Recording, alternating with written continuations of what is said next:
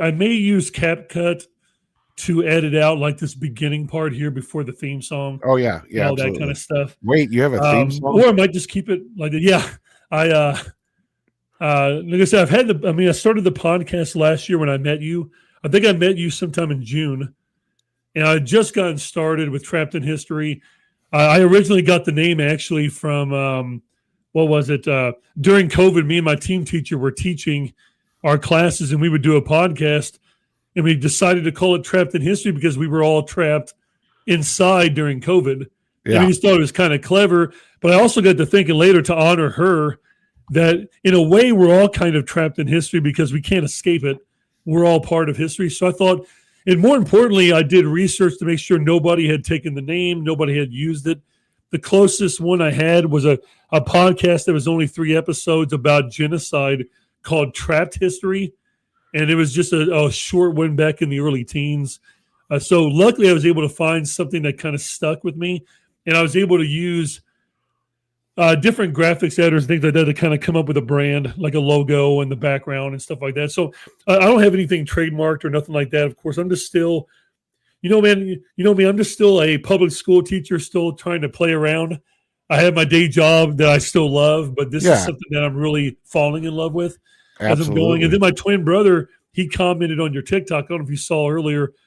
So I have a twin brother, looks just like me, that you probably saw earlier, and it was really cool to kind of go through that. And he was really grateful that you're coming on here and not only like willing to showcase what you're going through, but also about helping me out because like by you coming on here with me, a lot of the people that respect you will come on to see more about you because you're in a podcast like this, you can be more candid about your experiences and whatnot. So, hey, just in case you come into the podcast, I'm not started just quite yet. You're not missing anything. I am just in here. It's right at 8 o'clock.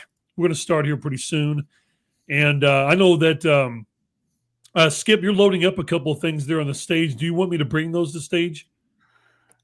Um, Not yet. Okay, so you just This got to is let me know which one you want to do when, and yeah. I can click the bring. I'm going to test it out real quick. I just want to see. Okay, good.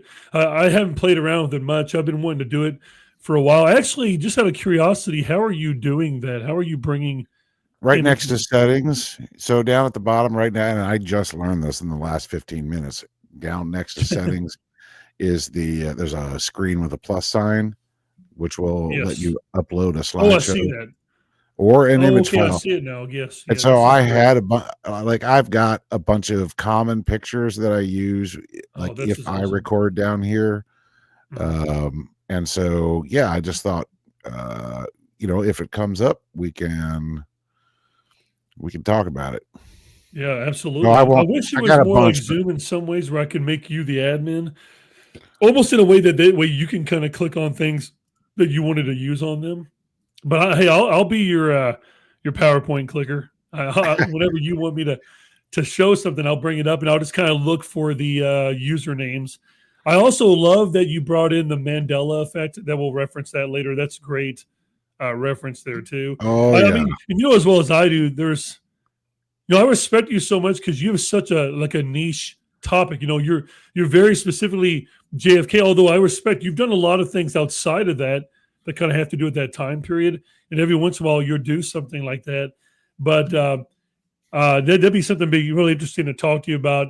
Is have you ever caught yourself in the last few years like feeling as though okay, I'm kind of having a hard time coming up with new content or something like that. Other than I know, obviously there's theories on JFK all the time. There's evidence that comes out, but at least with me, I have all of world history and European history in America. But for you, I mean, you have such a following. Hell, you could be talking about the history of the biggest ball of yarn in America, and most of your followers, like me, I'm going to watch it because I'm used to your voice, I'm used to your look.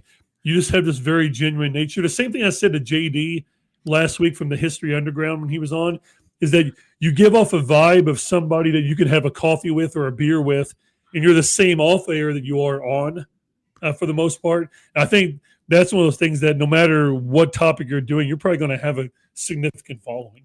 well, that's very gracious, and I appreciate it. Mhm. I think that I have a face for radio, which Yeah, I is a said the joke. same thing. But I've also been told I had a voice for radio. I don't know. I can talk extemporaneously. And then if it's something that I'm passionate about, I get excited about it. And if I feel like I'm reaching new people, I've been doing this for it'll be 3 years actually. Wait a minute, is that right? Yeah, that's what I thought. I Three, could have three, sworn it would four, have been five. Yeah, around it'd be the 3 third years. anniversary this coming November. So it's quite a story. And sometimes I wonder if the story is complete. My part of the story is I wonder about that. Well, Now, hey, I have a question for you tonight Sure. that's along those lines. Okay. That's not at all trying to pressure you to stop doing what you're doing, but it is a question about closure. So I'll let you know what that's going to be later, but it's somewhere along the lines of where did I? Here it is. In terms of the JFK assassination and the conspiracy, do you seek closure? Is it something where, and I guess it goes along the lines with what you said. Is there a certain point where you go, okay, at least in terms of this particular journey, I feel like I've kind of plateaued or I've hit some kind of a conclusion. Plateaued sounds negative, but I mean it more like you've kind of reached a somewhat satisfying conclusion for what you've been doing. I don't think I've reached a conclusion. It has Good. been. I hope not. It has. For my selfish sake of what you're doing. I'm not 100% certain that the case will be solved to the satisfaction of those who don't want to investigate all of the threads. They just want to know, okay, so who did it? Yeah. So Yeah. now one of my catchphrases is Oswald didn't act alone. And in fact, oh yeah, I'm wearing okay, I just have to show you. Sorry, not a show here. No. This is turning into OnlyFans real quick. Right. So I got this. I actually got this off the TikTok shop. Oh, cool. Oh, yeah. I remember you having that shirt. I think you've used it on several of your videos. Okay. It's really cool. By the way, I did start the live on my TikTok and awesome. Okay, good. So hey, if you're okay with it, we'll go ahead and start. I just want to I'm ready now or later. You're good. I'm going to do my intro music and my outro, which is not long, somewhere between 10 and 12 seconds. The reason why I do this is obviously I want to be able to have the freedom of uploading an audio only. Some people prefer audio only. This is what I really appreciate about being a Spotify kind of creator is that you can upload the video and it'll give the video to everything, but you can also minimize it at any point and be listening to the audio. So it has both of those if you kind of prefer it. So, hey, just for the sake of I'm editing the audio on the back end, Skip, I'm going to go ahead and play the intro.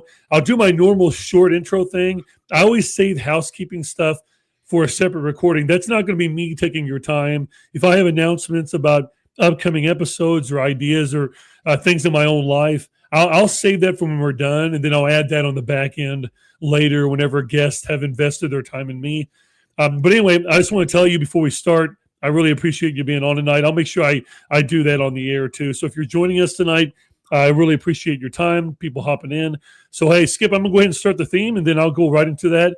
I'll do a short little intro for you if you want to say a few words, and then we'll get right into it. No planned agenda. It's more of just two guys talking about things that they like in history, me getting an idea of your experiences and what you've gone through in the past. And I'm sure I can gain a lot of humility and knowledge from you tonight. So here we go.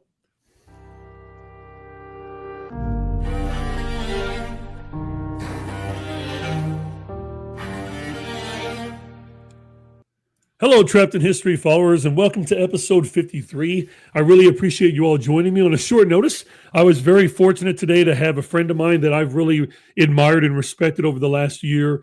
I became a content creator, sort of. I still feel weird calling myself that. I don't feel like I deserve it, like my guest has and all of them. But I started doing the Trapped in History podcast fully in June this last year. I guess back in 25 or 24.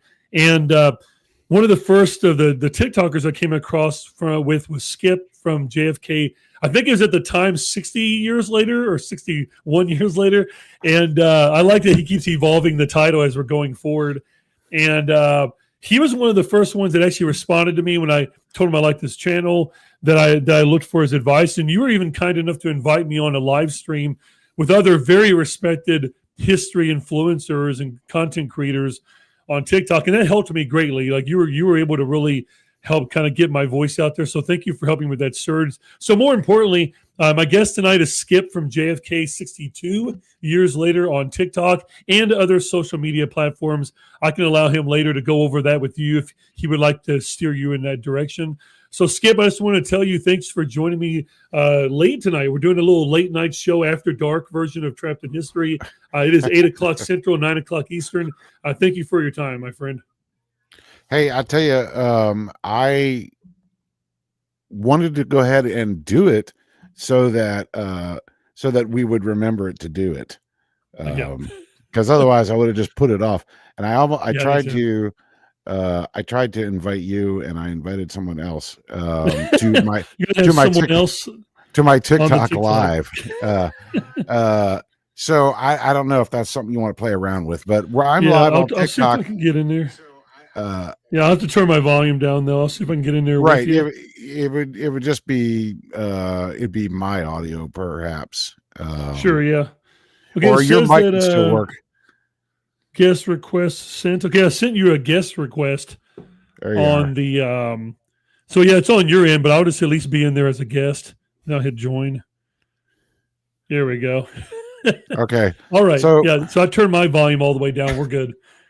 All right, so that's great. So for my followers, I am happy to join my friend at Trapped in History tonight. Robbie, thanks for having me on. And man, let's just talk about the elephant in the room right off the bat. To call ourselves content creators.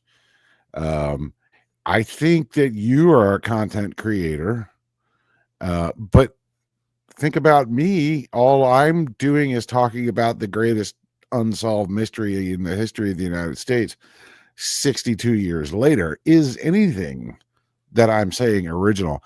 One thing that people ask me all the time is, have you thought about writing a book? Do you have a podcast? Mm-hmm. Will you start a podcast? Where when do you, I finally started a YouTube channel, and I'm like, well, there are already so many books, and there are already so many podcasts, and YouTube channels and everything like this thing has been done. As far as I know, there isn't the only place where it wasn't was TikTok. If I'm filling a niche on TikTok, I'm glad about that. But they said what they said 3 years ago, what the best advice was pick a niche and then stick to it. If you really want to be successful, don't go outside of your niche. Well, I hope you can head it out the coughs. Oh no, you're good. I'll probably be called sometimes too. And so I am a huge history buff. I love all kinds of history, but then the niche I picked was, okay, yes, it's U.S. history, yeah, but it's the U.S. history in the 60s, but specifically 1963. And even more specifically, November 22nd, 1963. Yeah. Like, that's it. To understand November 22nd, 1963, you need to understand October through December of 63, but you really need to understand all of 63 and all of 64. And then you have to jump to 76, 77, where the House Select Committee on Assassinations was created. And then you got to skip up to 1991 when Oliver Stone released his famous movie, JFK. Oh, yeah. Yep. The people of the country lost their ever-loving minds about that movie. Some for in huge support of, and some detractors who said Stone once again rewriting his view of the 60s. Whether you subscribe to what Stone presents in that movie, 1991, and that movie changed the face of the case forever. Did it change history itself, that movie? Perhaps. Let's look at what happened in 1992, because after a year-long tour supporting that film, Oliver Stone is called before Congress. There's a tremendous resurgence of interest in the case. And as a direct result of response to that congressional hearing and public pressure, Congress voted and passed the JFK Records Act, signed it into law. That law specified that all of the documents, all of the files would be released fully unredacted to the public. And it laid out the standards and guidelines for that. That was 1992. Then the ARRB, did my camera? Yeah, your camera just started tilting up. Edit this out too. It's making you turn into Gimli on Lord of the Rings. Now just showing only the head. Why I hate this thing. It happens. Okay. What happened in 1992 as a direct result of Stone's movie, the Assassination Records and Review Board, or ARRB, was created. It had a 4-year mandate and an operating budget, and that their mandate was to expedite all of the classified records from the House Select Committee on Assassinations, who in 1977, after concluding that there probably was a conspiracy, but largely supporting the findings of the Warren Commission, chose to seal away all of the documents until the year 2039. And the ARRB sought to undo a lot of that, and they reviewed a lot of these documents. They sought ones that had been hidden and ultimately laid out, based on people who were still alive and the CIA's legit need to be able to protect sources and methods. But they staged out all those documents and said, okay, during this 5-year period, this 10-year period, this group of documents can be released. These need to continue to wait, but here's the future date when they will be released. And they followed the law, the congressional law. So what happened then? Well, we got a partial release, and a lot of things became known as a result of that weren't known at the time of the Warren report came out, the official government report in 1964. In 76, 77, the House Select Committee on Assassinations looks at a lot of new things, but ultimately couldn't prove. They suspected, but couldn't prove a conspiracy. Oliver Stone, 1991, ARRB in 1992. Every president since 1992, that's every U.S. president since who was president in 92, hit Mr. History Teacher. I believe that was it was the end of Bush, HW, right? Or was this the beginning of Clinton? That is GHW Bush. Walker, yeah. He signed it into law. Okay, and that's a podcast for another time. But every president since H.W. Bush has been obligated under the law to expedite the release of all the JFK files. Well, they clearly slow played it. They slow walked it, like every year, and every year we'd get some, and then not. In 2013 there was a bunch. Under the Trump 45 administration, there was a large dump, but still at the last minute,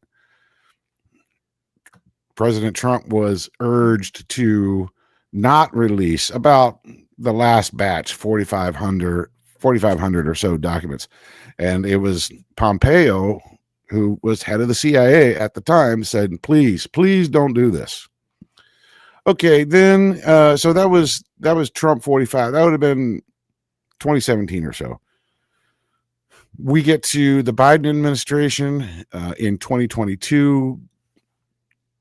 President Biden essentially washes his hands of it once and for all and says, the CIA needs to be the final. Some more documents were released, but Biden says, okay, really, the CIA should be the decider of how the rest of these documents are released. Well, that was basically like asking the fox what color to paint the hen house. I was like, man. So that's what interest does the CIA have in disclosing everything? None. I'll just help you with that. None. Okay. Trump 47. That's fast forward to this year. Now, this case has been going on this entire time.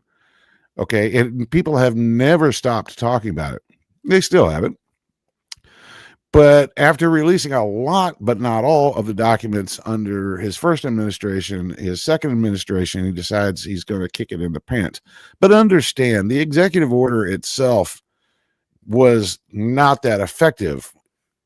As I said, every president since 92 had been already obligated to release all the files, and they just didn't.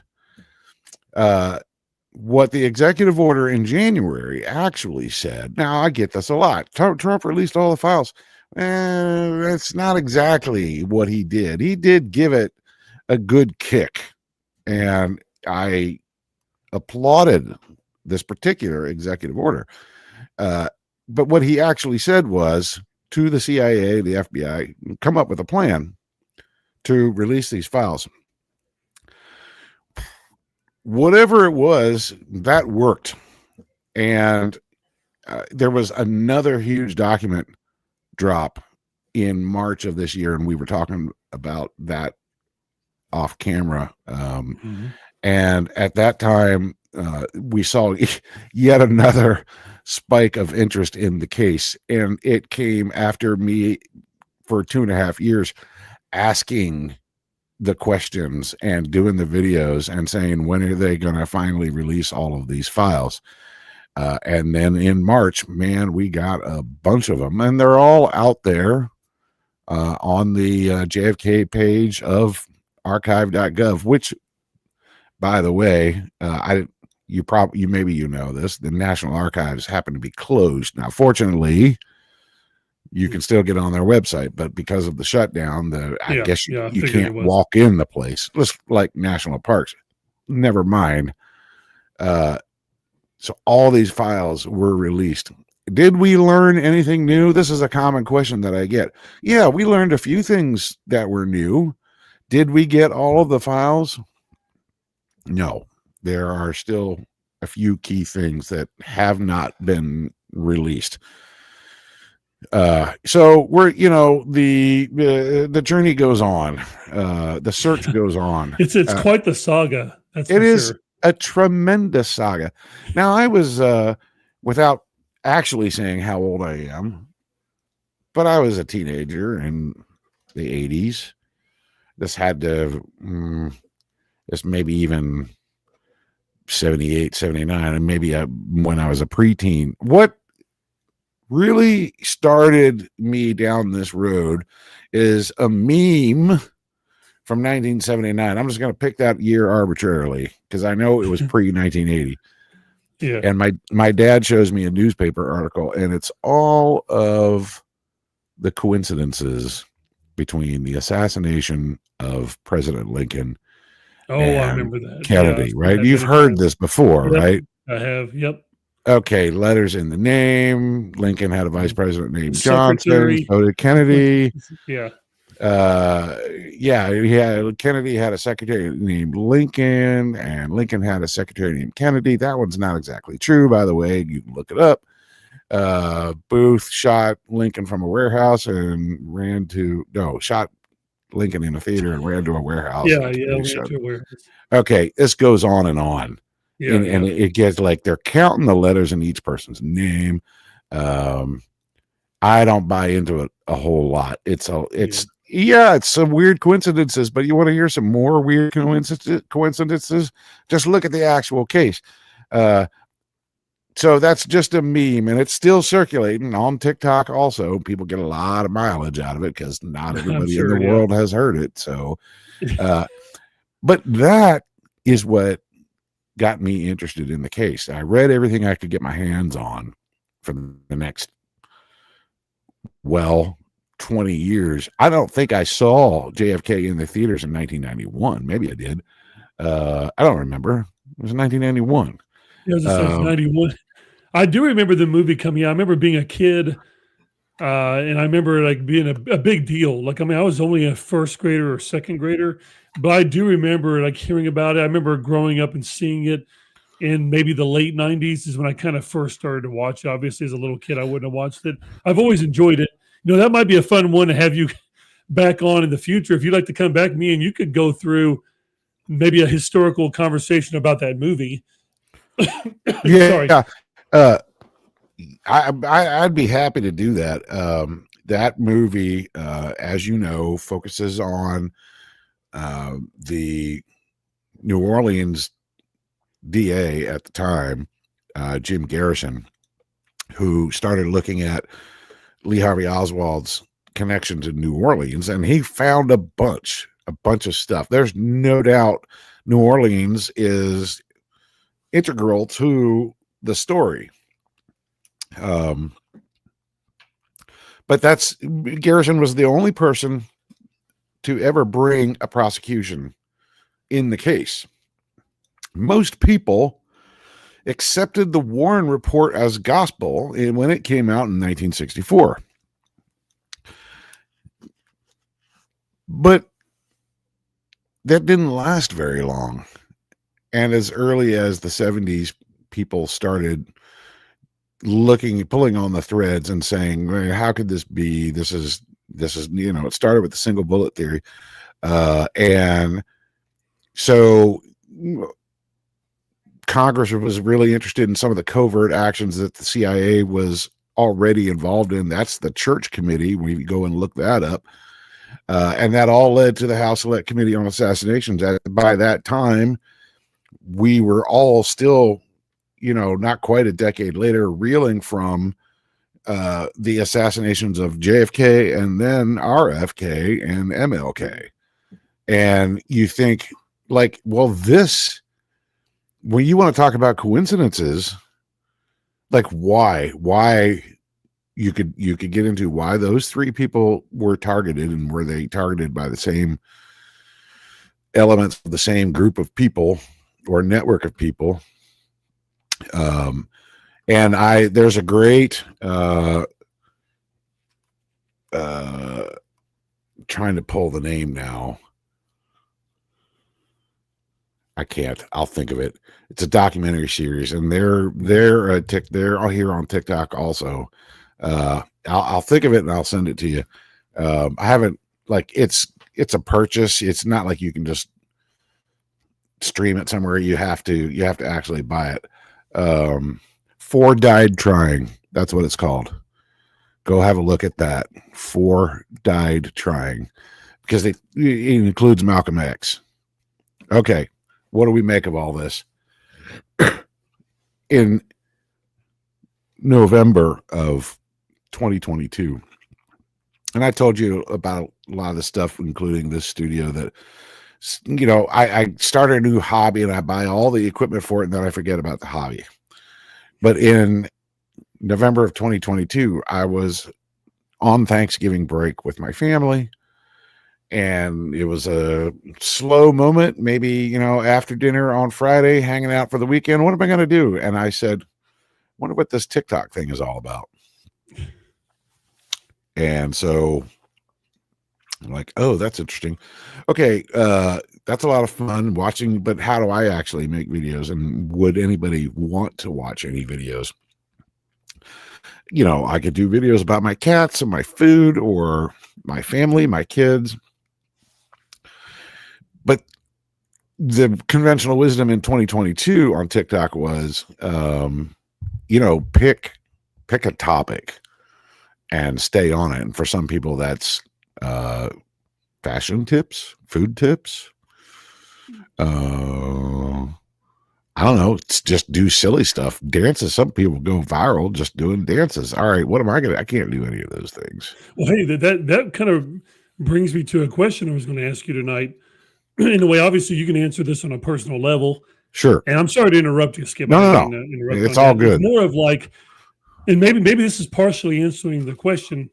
And I struggle with this myself because I have a very broad podcast. I teach AP European history. I've taught for 17 years.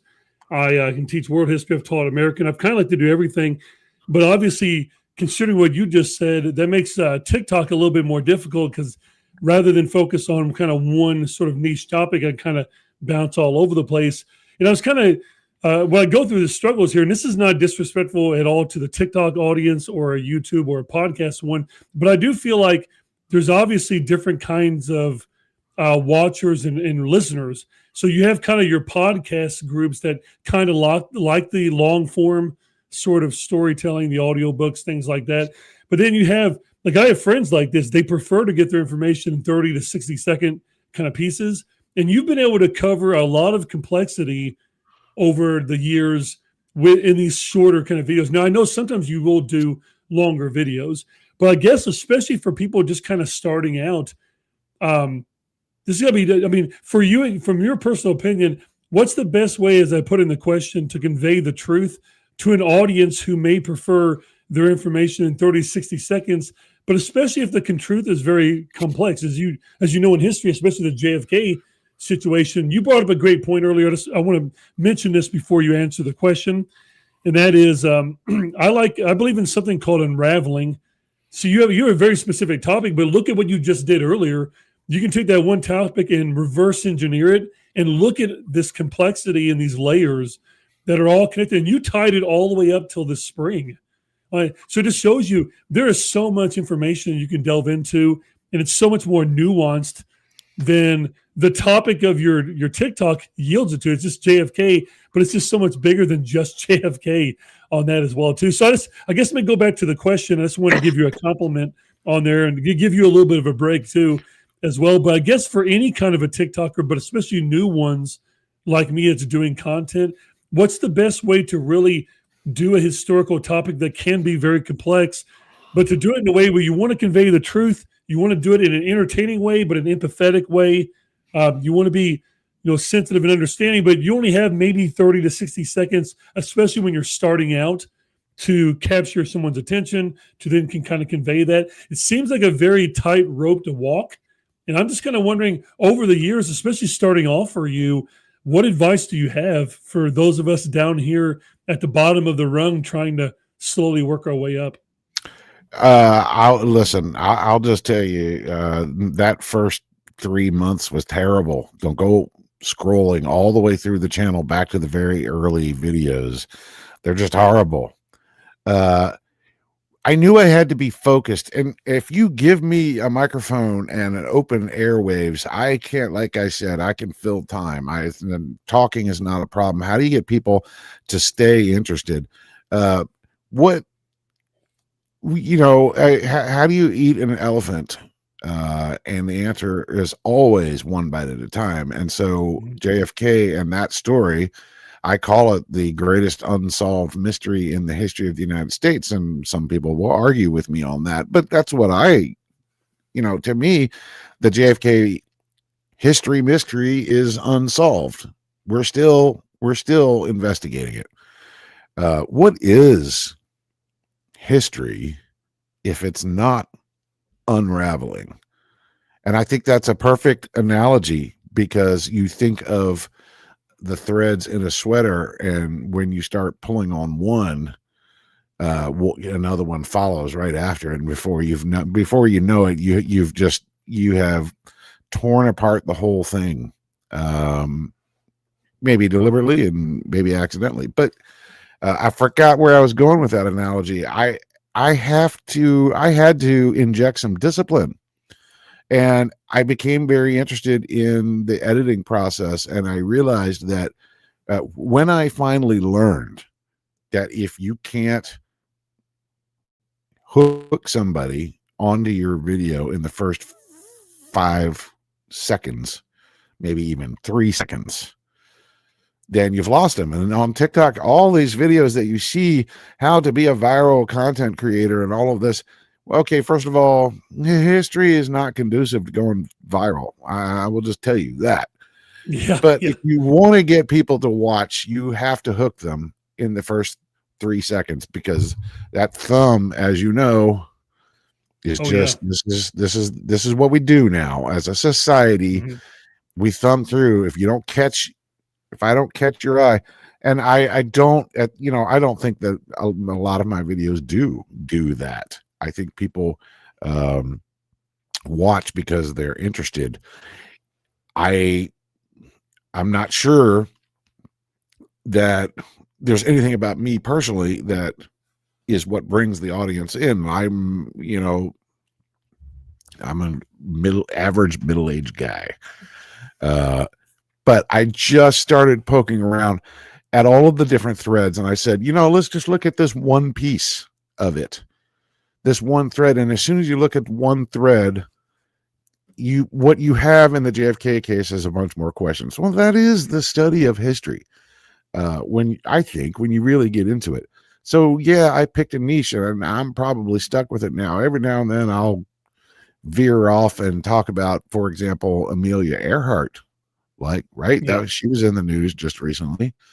I am still a huge fan, and there are creators who have other specific they have specific topics within history.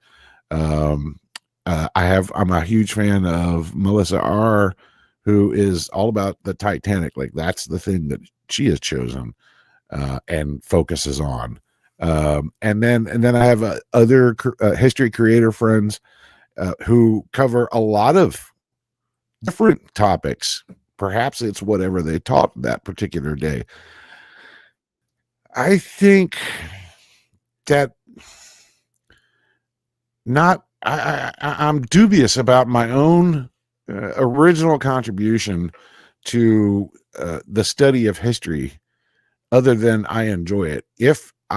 What's left for me, I think, is uh, being a part of a history community and joining with other people who enjoy history and enjoy watching history.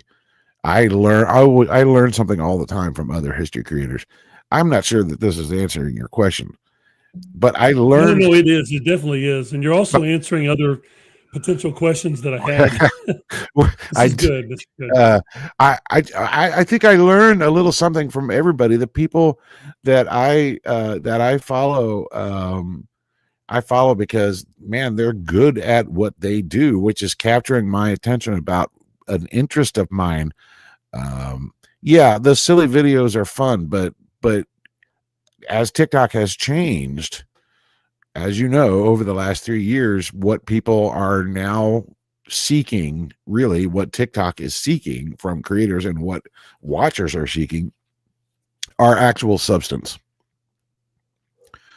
And so now I'll do the silly videos every once in a while. You'll see them every once in a while. I'll do something Yeah. just Now, totally the one strange. recently of you with the like, animated foil on top of your head, like the conspiracy kind of, it was a duet video. Okay, That was pretty funny. I like that. okay, but I have to give credit to Melissa R, Yeah, yeah, she's great. who I duetted, and she Yeah, is the TikTok creator I was referring to. So I encourage everybody to look her up. Uh, she's really good. I, yeah, I mean, and she, I think you got to be not afraid to put yourself out there. She definitely isn't. I don't think I'm afraid of putting myself out there. I hope that I have something to say, and I'm not. I just of it's a quarter million, not quite a quarter million followers. Not everybody agrees with me, and I am not that worried about them agreeing with me, except for the people who insist that history has been settled and that there's Mhm. nothing more to learn and there's nothing more to study. Yeah. We should all just accept the Warren Commission report as the history. And I think it is because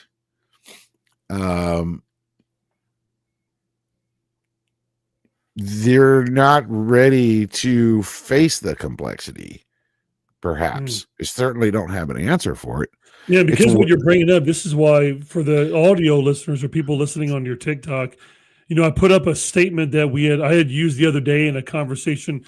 I did a conversation with other history enthusiasts over why we should wrestle with history. You did a great video that I'm going to play the audio on later for that.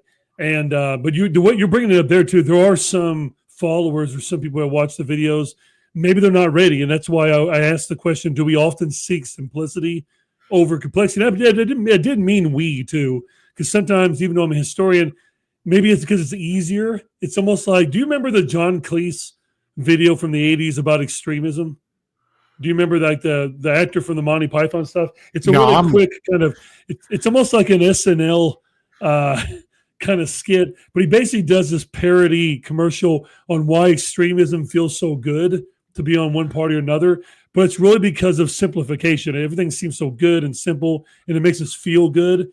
And maybe that sense of simplicity gives us closure.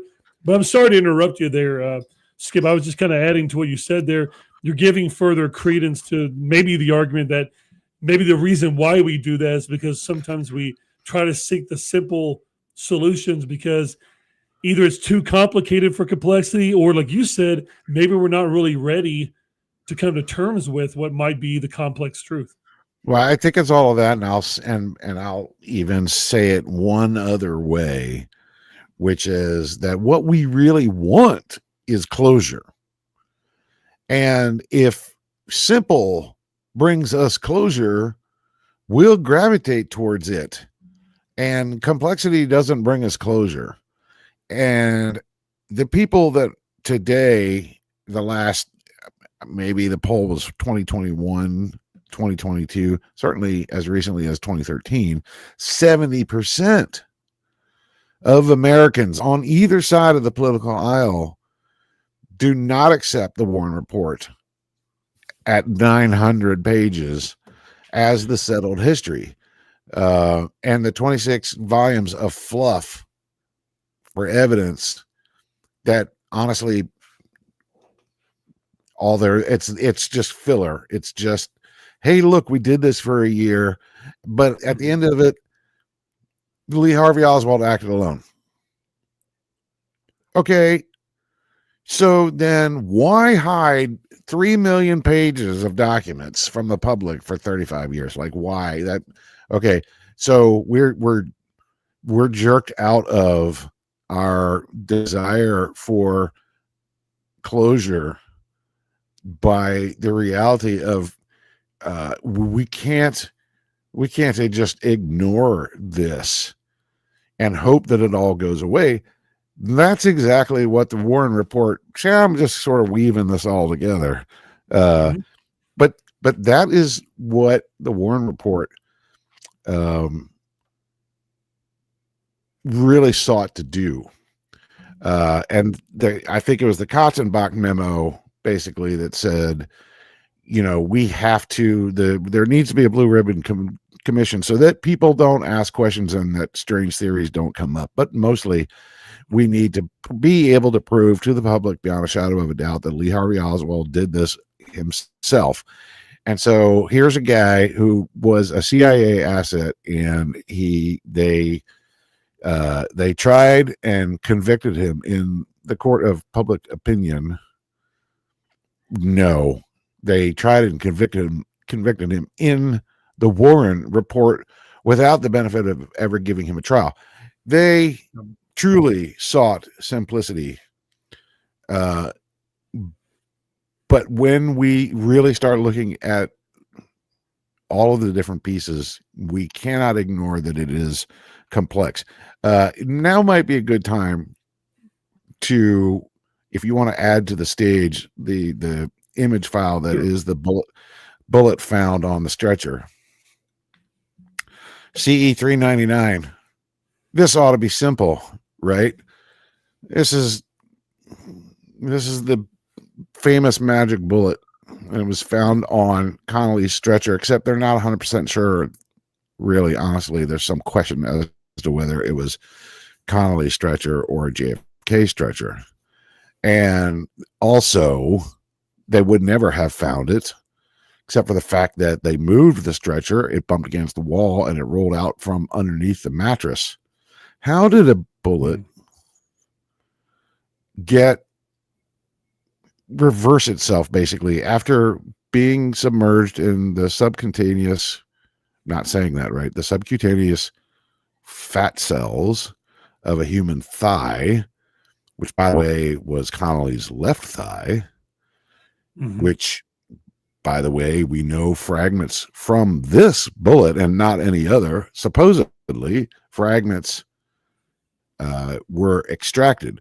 So how did this bullet work its way backwards out of tissue back through the very small hole in Connolly's pant leg to then be laid on the stretcher? Connolly hypothetically is taken off the stretcher at some point and put on the operating table, and then this bullet is mysteriously falls out or is found by a hospital technician who hands it immediately over to the Secret Service and then is asked to identify it months later and says, no, this bullet does not look like the one that I found. The one that I found was cone shaped.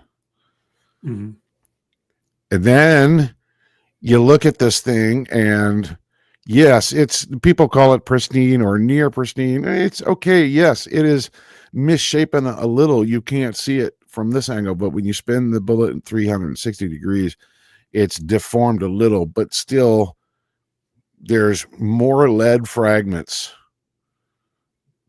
that hypothetically, allegedly came from this bullet than would fit back into this bullet. In other words, there's more lead found than could possibly be missing from this bullet. And this bullet, according to the Warren report, the official story, the simple story, right? This is the simple story of the single bullet theory, or as we call it, some of us, the magic bullet. The bullet fired at a downward angle, passes through JFK's back at the level of vertebrae T3. Okay, so that's 3 to 4 inches below your neckline. Okay, downward angle. And exits, which the initial doctors disagree with, exits his neck at about, nicked his tie. So, right about the tie line of his neck, which would be an upward angle from vertebrae T3, and then tumbles and yaws between JFK's seat and Connolly's seat. Connolly, hypothetically, sitting half a foot to the left of JFK. We know that's not right because of the diagram of the limo. Hits Connolly's back, shatters his fifth rib. The rib bone punctures his lung. The bullet exits his right front chest, right below his nipple, and shatters his right wrist bone. And then from his wrist bone still has enough velocity to exit his right wrist, okay, this half of his body, and enter his left thigh, only to then bounce back out of his leg through his pants hole and in a condition that looked like this. When the Warren report's own test firings of this ammunition into a goat carcass to simulate the striking of a human rib, takes this ammunition and deforms it beyond all recognition. Same with the cadaver's wrist. So independently, shot through a rib, shot through a wrist, bullets deformed every time. So this little bullet is not simple, and the single bullet theory is not simple. It's not believable, but it is the sine qua non, as Dr. Weck famously said. CE 399 is the sine qua non of the Warren report. That is to say, without it, Nothing else in the Warren Report matters. So, okay, that's just one example. It's so fascinating that much complexity comes from that one exhibit. And this goes back to that unraveling aspect again. Look how many arguments go with just that one bullet, and how many theories that go behind it. It's pretty incredible, especially with the way you put it. Okay, so I like you can take that down now, and I'll Sure. just maybe we'll look at another one in a minute. But November of 2022, I was sitting around Thanksgiving with my family. What am I going to talk about on TikTok? I know. I had an idea. The very start, I said, okay, I had my personal TikTok and I was doing, stupid videos over on that. Okay, let's get real. What can I do that people would really be interested in? I know. My entire life, I've wanted to visit Dealey Plaza because if you've ever been, I know you know this feeling, Robbie. If you've ever been, like, you'll pay the admission fee for any museum. And so I'm glad you put that question up. Yeah, because I've had that one ready to go. I remember your videos of you flying out there. You kind of vlogged most of the experience. I was extremely jealous. Yeah, and well, let envious me of you, just but I tell was so happy for you too. Listen, spring for the plane ticket. And my spouse, my partner, she can answer a lot of these questions. She's heard more about JFK than she ever dreamed of. But she's practically an expert herself. No kidding. She knows the whole case. She knows the names, and she can't rattle it off. Nor is she interested in it. But yeah, she knows. Anyway, so I'm like, I know what I'm going to do. I'm going to pilgrimage to Dallas, and I'm going. I'm a grown adult, and I have the means.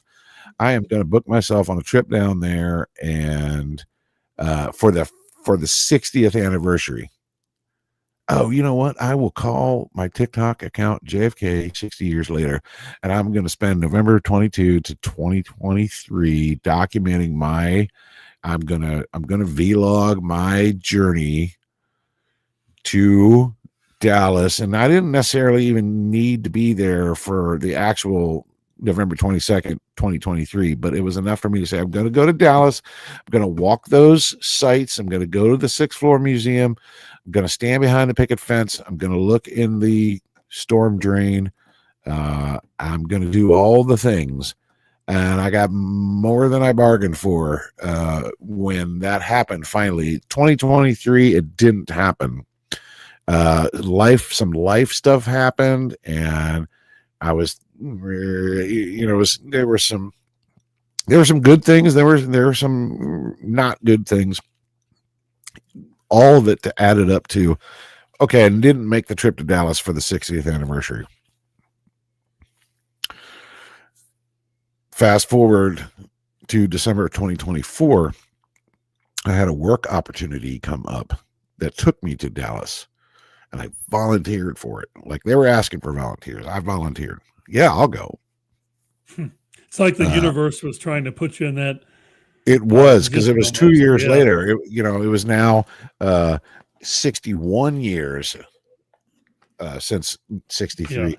I said, yeah, I'll go. And man, as luck would have it, the destination was downtown. Now, it wasn't even just suburban Dallas. I mean, it was right downtown. The hotel I stayed in was 6 or 8 blocks from Dealey Plaza. I could not contain my excitement.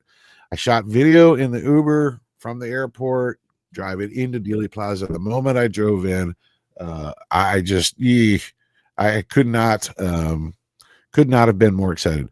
I had a little bit of downtime scheduled in. I literally threw my suitcase into my hotel room and went back to Dealey Plaza. And I shot a bunch of pictures. I mean, we could talk for hours about each picture that I took. So the first afternoon was just me walking around. And I don't know if I can make this I probably pick it. Okay. Well, here's what I did, and I didn't have the picture ready. There's so many, I only picked a few out of hundreds. Now, I can't imagine how many photographs you got from just that one trip.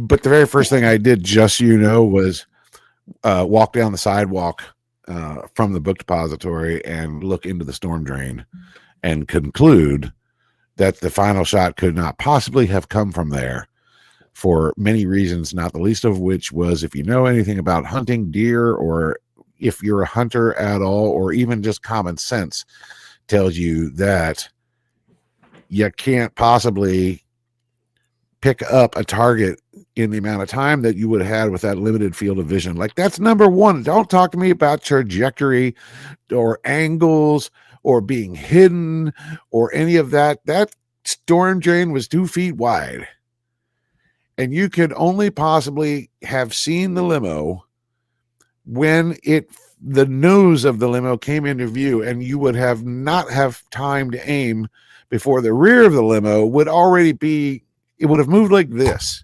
And not because it was moving that fast, but because your field of view. Okay, I am not a believer in the storm drain theory. Yeah. But I could. Museum wasn't open on Mondays. That's when I was there. I was spent all my time outdoors. But there was plenty to see.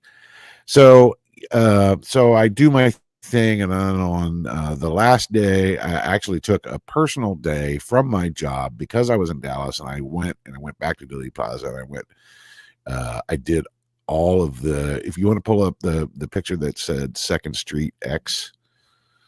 I did. I do remember this picture. I think I remember you posting this on your social media. Like everybody does this, and it's going on all the time. Any day of the year when you get down there and you go to Dealey Plaza, there is not any, perhaps between midnight and 7 Central Time. Maybe nobody does this, but every hour of daylight, I promise you, somebody is dodging traffic, because the traffic never stops. Yeah. You take your chances, your life into your hands, and you run out into the middle of the street. You snap this selfie on the 2nd X, and you run back the curb as quick as you did. It must be millions of people have done that. This isn't new, but this was important to me, because this was, I was finally here. I was finally doing it. My screensaver come up. There we go. That'd be a just incredibly surreal experience. Oh, so surreal. But even more surreal than that, pull up the picture of Sniper Nest 3. Now, hey, before I do that, I want to ask you a newbie question. You said Sure. The 2nd X. I'm kind of curious, what's the where's the first X, and what's the meaning of the X's? The first X would correspond to, and again, man, I could have prepared so much better, but the famous Alkins number 6 photo, when the first shot rings out, the Secret Service agents are turned back to look at the school book depository, and a lot of people look at that photograph and say, that's Lee Harvey Oswald standing in the doorway of the Texas school depository, which it is not. It's Billy Lovelady. But when you look at that famous picture, the Secret Service is looking backwards. A couple of them are. They're obviously reacting. And when you look through the windshield, you can see JFK's hands up to his neck and Jackie already holding his arm. Yeah. That's the first shot. That's the first X. Now, the X's on the street are not officially sanctioned by the city.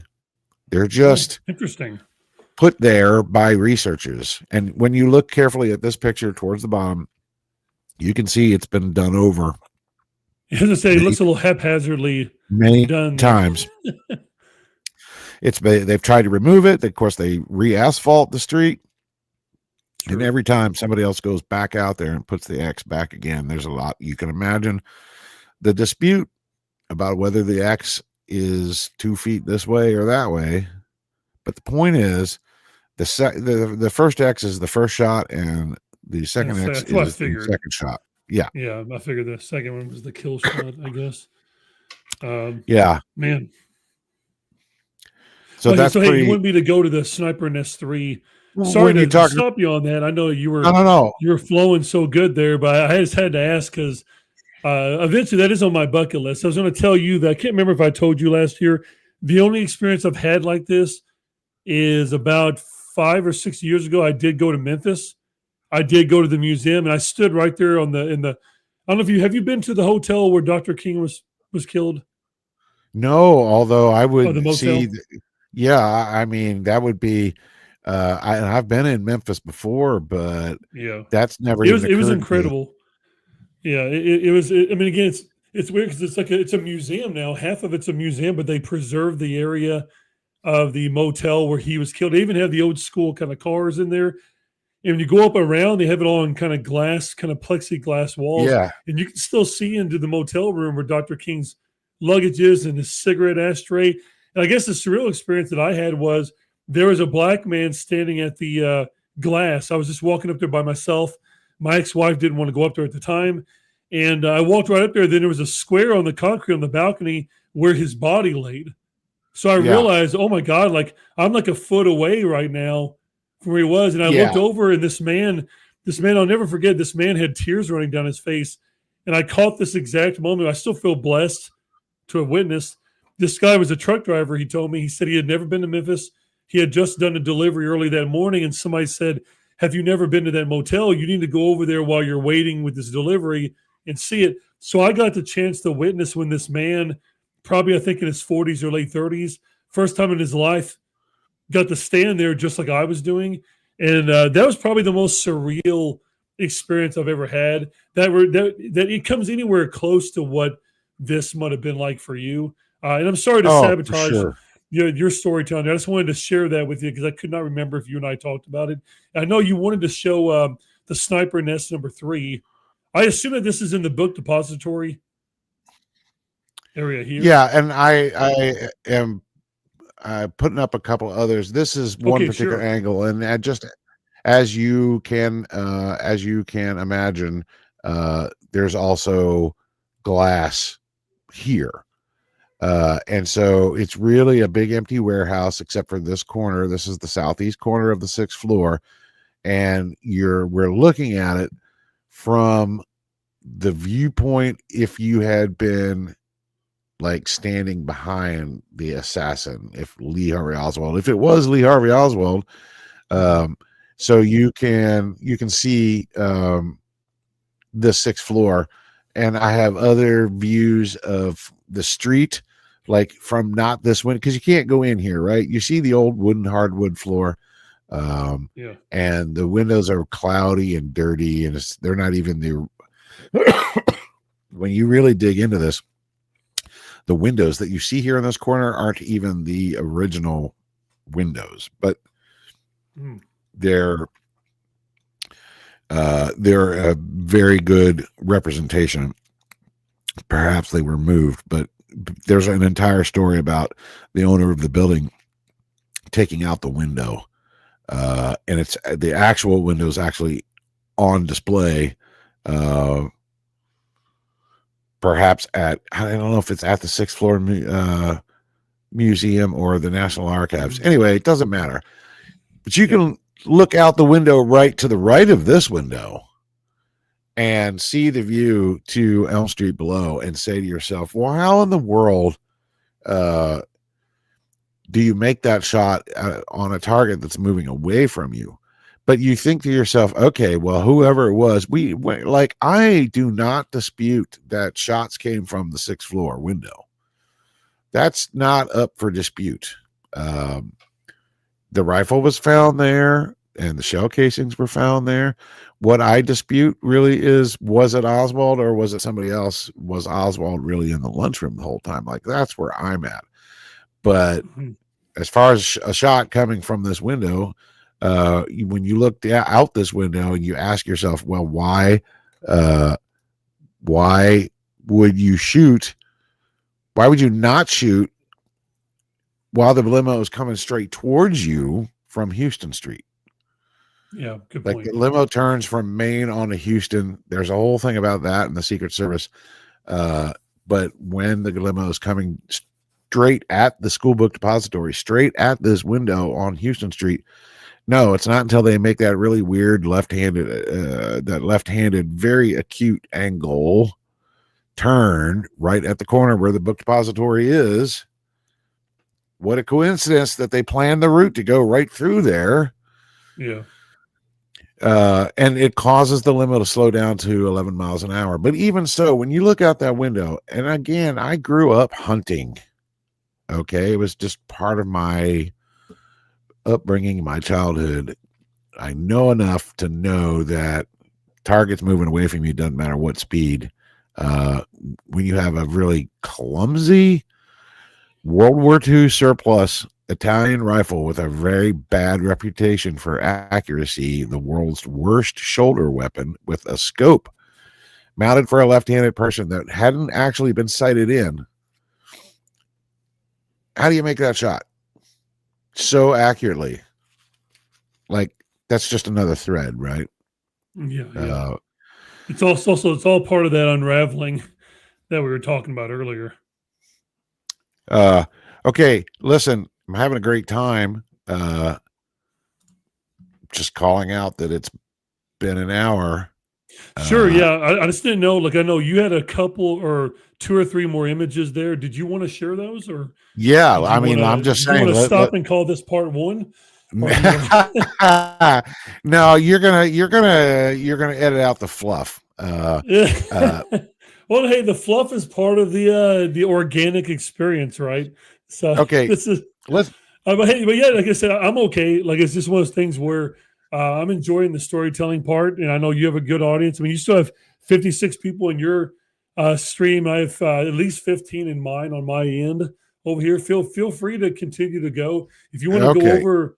Maybe at least go over those last 3 images that you have kind of prepared, because sure. again, it's fascinating, and you're still bringing up elements that I myself have not ever come across. I've not seen before, and it's further just justifying. I will say this before you go any further.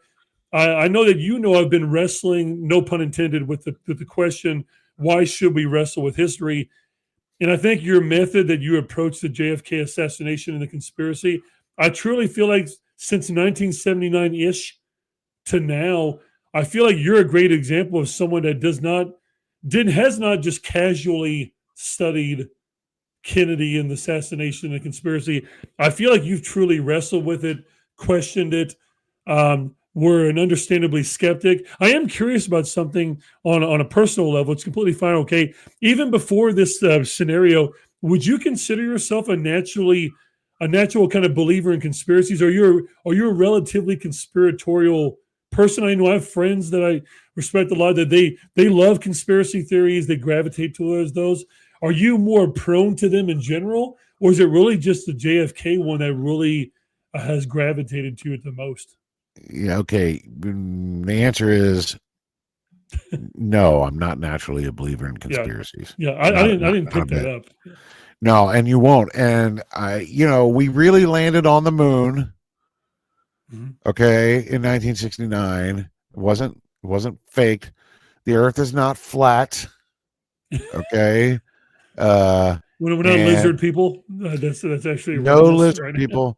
Uh, you want to talk about? Okay, all right. You brought it up. All right.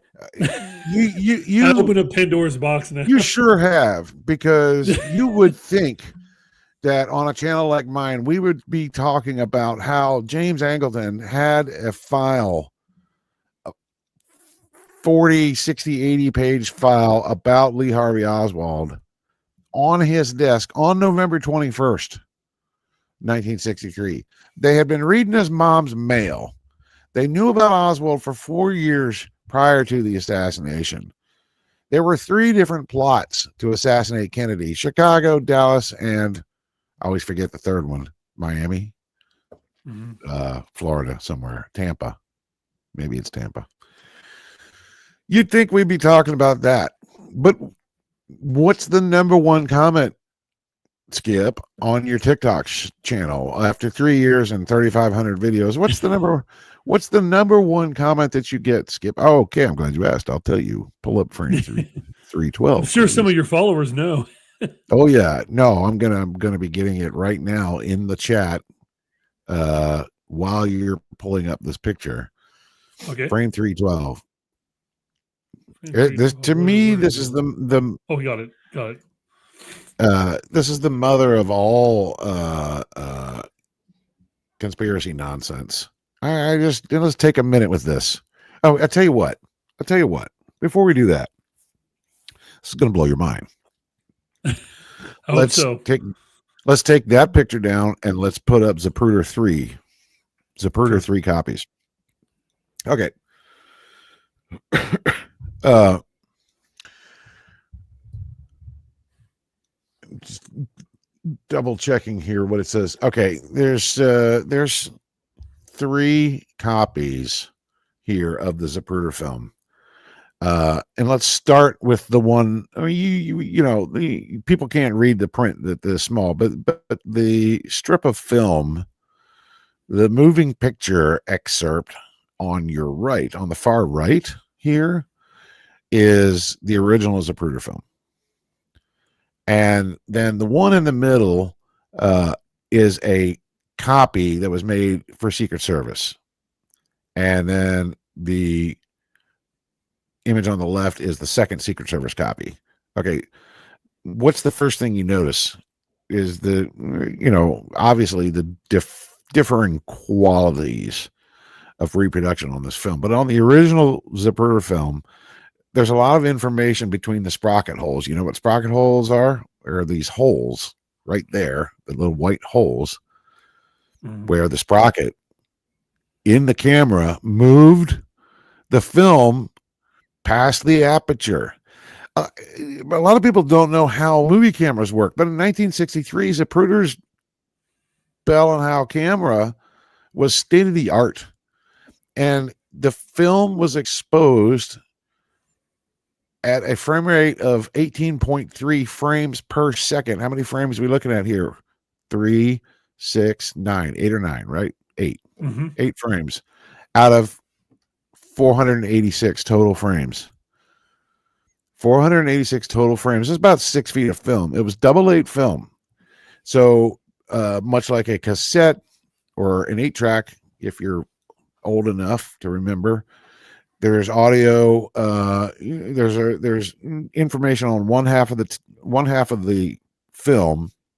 It's in a cartridge, and one half the film, and then you get to the end of it and you flip the cartridge over and record on the other side. That's how this worked. Okay, so the film is 26 seconds and it's 486 frames and 18.3 frames per second. That means that one frame of this film represents 1/18 of a second. An 18th of a second. That's faster than a blink. Can we agree on that? Yeah. Yeah. Okay. So much is made about the individual frames of the Zapruder film, but when people get on my TikTok and they say, I've seen the video where the driver turns around and shoots JFK. Well, first of all, Jesus, you wouldn't believe how common this is, Robbie. I'm just saying. Okay. I just wonder how it becomes so common. It's so, I'm about to tell you, it's so common. People referring to it as a video and acting as if they have seen something that none of the rest of us have, when really that's just the power of suggestion, right? If I point to you and tell you to look at something and see something, which I'm about to demonstrate, then your brain sees it, like those things. Okay, what do you hear? You hear this garbled sound. Well, you're only going to hear the garbled sound as what the words that you're reading on the screen, right? You've seen those videos too. Sure, yeah. Oh, yeah. They play the audio and you hear you read the words and you say, oh yeah, they're clearly saying, that's clearly what they're saying. Now you look at the next set of words and now it sounds like they're saying that set of words. Okay, that's just the power of suggestion. Here's some ambiguity there. I got sidetracked. It's all right. 486 frames of this film at the rate of 1 frame for 1/18 of a second. 26 seconds total. And people want to talk about frame 313. Frame 313, I'm not going to put up, you don't see it. You really don't see it on YouTube a lot. It is the fraction of the second in which JFK's head is clearly torn. It's clearly the kill shot. His head basically explodes. There's brain matter, blood, tissue, everything that goes up in the air and all over everything, including the back of the limo and the motorcycle rider, cops next, right next to them. All this is terrible. Nobody shows frame 313 because that'll get flagged for sure on TikTok. Oh yeah, absolutely. But what doesn't get flagged and what nobody wants to talk about is frame 312. I'll put that back up there. There you go. Because this represents 1/18 of a second in time. Now, too bad we don't have a laser pointer in this context, but I just, this is Kennedy, what's going to happen. But just for a minute, I want you to look at the driver, William Greer, in the left-hand seat of the limo. Okay. And then right next to him is the agent in charge, Special Agent Roy Kellerman, who was in charge of the motorcade that day, or at least in charge of this car. Okay. This is the SX 300, the famous limo. Okay, we're looking at Bill Greer and we're looking at Roy Kellerman. Now, clearly, like it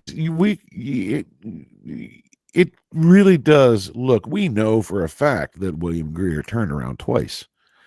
And think about how quickly this happened. But because this is frame 312, if we looked at 311, it would look very similar to this, right? Mm-hmm. We know what frame 313 looks like, but you look at the first 4 or 5 seconds, 4 or 5 frames right before frame 312, which nobody ever wants to stop and examine because it's not, it's not a simple way to look at it. Right. So much time. So here it really appears, and it appears that way because it is William Greer, Bill Greer, is turned around and looked back at JFK. But right in the middle of Bill Greer, the driver's head, what do you see there? The driver? Well, no, you mean just in between them? Yeah, imagine it's the top of Bill Greer's head, right? Too bad we can't zoom it. I've done some videos on this. It's not even funny.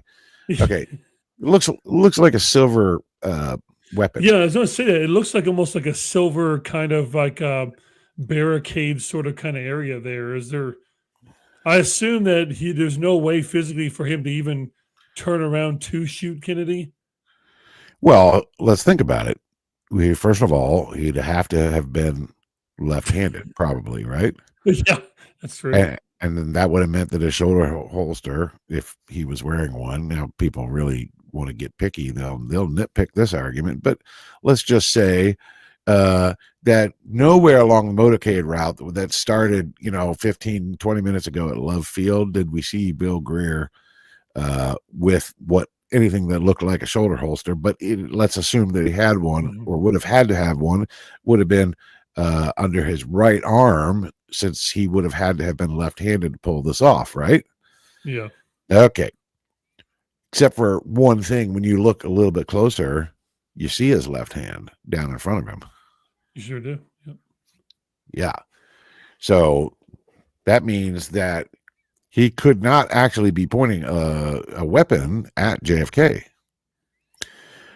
So what is that silver shiny thing on the top of Roy Kellerman's head? Mm-hmm. It's Roy Kellerman's head. Yeah. It's the sun reflecting off his brill. It looks to me, I didn't see anything. It just looks to me like the sun off the top of his hair. And Bill his head doesn't look suspicious to me.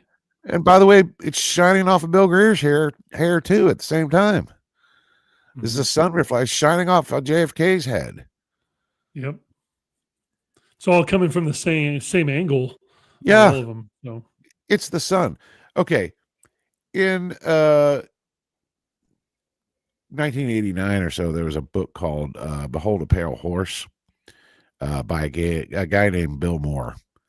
Bill Moore was the guy who started the driver did it theory. Like, he was the godfather of all conspiracy theories. And this is an answer to your question about if I drifted towards conspiracies or not. But where did this driver did it theory come from? It came from Bill Moore. And his book, Behold a Pale Horse. You should search that sometime. I will. Yeah. Bill Moore presented a bunch of different theories. Perhaps, in every conspiracy theory, there's just a small element of truth that gets twisted by the power of suggestion into something that's way disproportionately, couldn't possibly be true. And Bill Moore presents many things in his book, and not the least of those was the reasoning why JFK was assassinated in the first place was because he had just recently signed a peace treaty with aliens. Think about that JFK knew that there had been contact made with aliens, and that he was about to expose the whole thing. Also, Marilyn Monroe knew she was going to expose the whole thing, which is ultimately why she was ultimately, that branches off into the Marilyn Monroe it's another conspiracy there too. Yeah. Okay. Well, no, I don't buy into any of that. There definitely was a conspiracy with JFK, and as you can see, you can end up down some slippery slopes on some conspiracies, and you're getting to the point where you're in the irrational, pretty hardcore. Yeah, like it's nuts, and I don't have the time to respond to all of them. Obviously, I don't. But I went through a brief period. This was weird because I see the driver did it comment every day. I went through. It wasn't this year. It was last summer, perhaps. I went through like a 4-week, 5-week period where what everybody wanted to talk about was and actually put frame 312 right back up on the screen for a second. Sure, yeah. Because right after the driver did it theory came the comment, when I don't remember 6 people being in the car before. When did this happen? And then they responded, okay, people legit in their minds, they have never been able to grasp. Yeah, we're getting into some famous psychological issue territory here. Well, misremembering things. Yeah, the Mandela effect, right? Yep. And so people, I'd say, what are you talking about? Connolly's were always in the car. Here is a news camera footage of the Connollys getting into the limo with the Kennedys.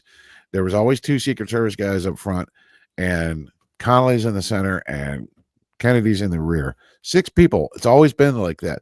And the response to my response is, oh, it's Mandela effect. I'm from a different timeline. Pet peeve is that people use the term Mandela effect to imply, if not say directly, that they're on a different timeline. And that's not it at all. The Mandela effect, famously named for Nelson Mandela because of this one thing. A lot of people remember incorrectly when Nelson Mandela died. Do you remember? I've heard of it. I cannot remember when he died, but well, I thought I could have sworn it was much later. Or I would say it was much later. Didn't he? I could be misremembering entirely. I thought he died in the 2000s somewhere much later, didn't he? Like, didn't people think he was dead for a long time and he wasn't at all? That's kind of that's exactly right. A lot of people misremembered. They thought they misremembered that he died. He never died. Yeah, he died in prison, but that wasn't true. He was freed. He didn't pass away until 2013. That's what I thought. So the phenomenon, sworn, yeah. So the phenomenon, he becomes president of South Africa, right? Like after being removed from. Okay, well, this podcast is not about Nelson Mandela, but no, I know, I get that. Also, I don't have the answer, but misremembering history does not mean you're living in an alternate. I don't believe in alternate timelines. Okay, that's nuts. Sorry, you're you're experiencing the phenomenon of misremembering history. Mhm. And there are many famous examples of the Mandela effect, none of them having to do with alternate timelines or what do they call it in Marvel? The multiverse. We're not in a Well, multiverse. multiverse theory. Yeah. Yeah. No, Can't that's not remember it. what the full thing is There, called. there were always 6 people in the car, and the Fruit of the Loom Oh didn't yeah, the Fruit actually of the Loom logo. have a cornucopia Yeah, the in cornucopia. it. And there's Yeah, dozens of examples of that. there are. Yep. And that's the Mandela effect. The Mandela effect is real.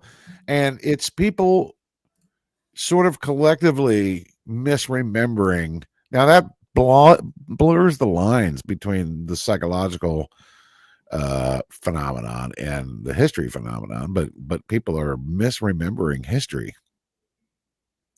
But obviously, So if you do that, all you're doing is you're murkying the truth. We can't start making the truth subjective, because all it does over time, it just kind of bastardizes the historical, like, objective nature of it. I don't know. It definitely gets kind of complicated. And now I'm kind of curious on platforms, and I'm not blaming TikTok this for all. I'm just saying, like, the way our social media is structured, do you think it's built in such a way that it further feeds these kind of problems? Do you think that they're exacerbated even more because of, like, shorter kind of way access to knowledge, faster way of kind of seeking that? Is it an attention span thing? Is it purely just a human flaw, probably, that we've always had? It just might seem more magnified during this era of social media. I don't know if, in your personal opinion, do you think that the outlets that we have access to, are they making those kind of problems worse? yeah, I am wrestling with my own the way I consume social media, TikTok. Mhm. It has become a tremendous time vampire, and I'm not even like I have Yep. slumped in creating, which provides dopamine and stimulates my brain and causes me to get excited again when I am able to create instead of just consume. I feel better. Yeah, I Uh, agree. but when I slide into simply consuming, uh, then I start to get paralyzed. Not like I don't mean literally physically. I just mean I suffer from. Yeah, I'm always seeking that next dopamine hit, right? And I'll sit scrolling for hours, and I'll procrastinate on things that I know need to be done. Um, and so after 3 years, I guess I think I'm more concerned about my own mental health and what I'm consuming. I still get inspired, and when I see, Yep. especially history creators, when I see them, they're still putting out a tremendous effort, and like they're learning the platform, and their videos are getting better all the time.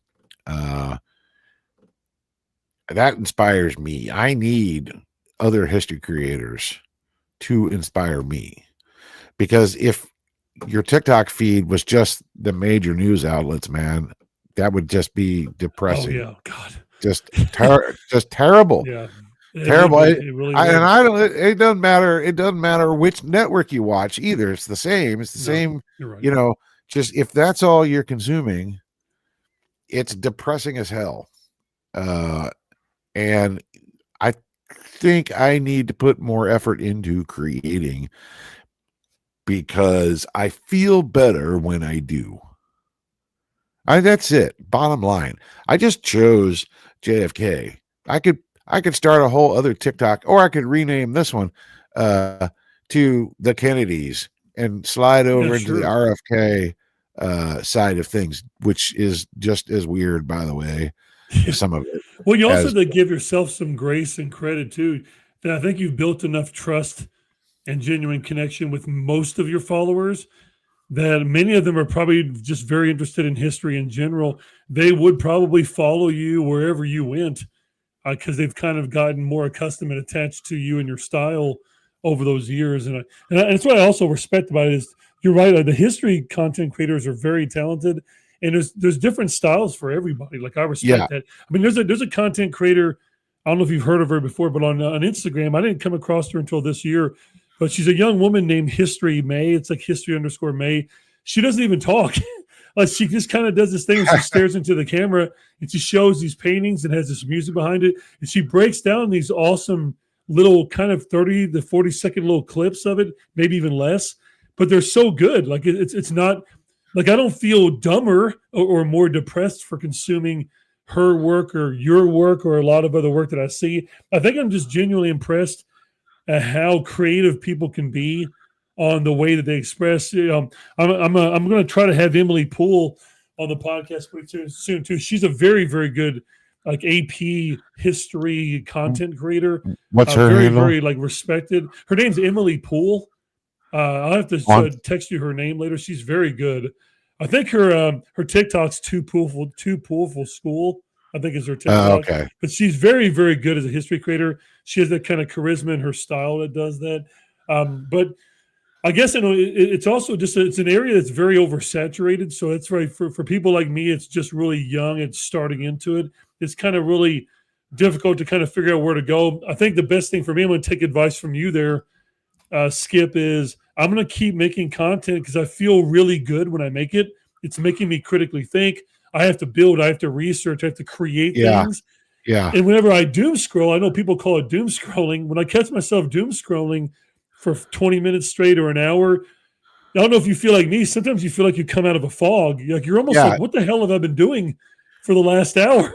Like, what else could I have been doing? Yeah. So it's one of those things where I get it. I mean, that's kind of part of the algorithm is to keep your attention, but it can be a slippery slope. I hate to do that metaphor again, but No. it's very challenging for sure. Can you see my hat?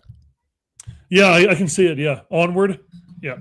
Onward. I can't see what it says underneath of it though. It's a little pixelated. Yeah, what does it say underneath? It says onward through the fog. Oh, there you go. Through the fog. That's a great hat. Okay, my wife picked this out for me, and I wear hats. I wear hats all the time. 350 days a year, I wear a hat. This one is the latest. It's my new favorite, and I think it represents exactly where I'm at today, which is, yeah, I've been in a fog. TikTok. Am I now an indentured servant to TikTok? Because if you aren't creating every day, the algorithm shifts away. That's what I've heard. I've heard people say you almost have. I have a friend that's really good with TikTok and other things, but she implied to me that you almost have to post almost 3 times a day. Yeah. And I'm like, how does anybody have a normal job and do that? Like, I don't know. Unless you just binge record a lot of stuff and then drop a bunch. I don't know how you and others do it. It seems genuinely, it's admirable that you're able to do that, but genuinely exhausting. Like, I can see why there is a high amount of burnout that goes on for people. Do the math on 3,600 videos over 3 years. Oh my God. Okay, so and obviously I didn't do it every day. Okay. Yeah. But when you run the math out, that's 1,200 videos a year, right? So that's 100 a month. Mm-hmm. So that's 3 to 5 a day or more. And what I finally started doing was I would take longer form content and trim it down to the best 60 or 90 seconds of it.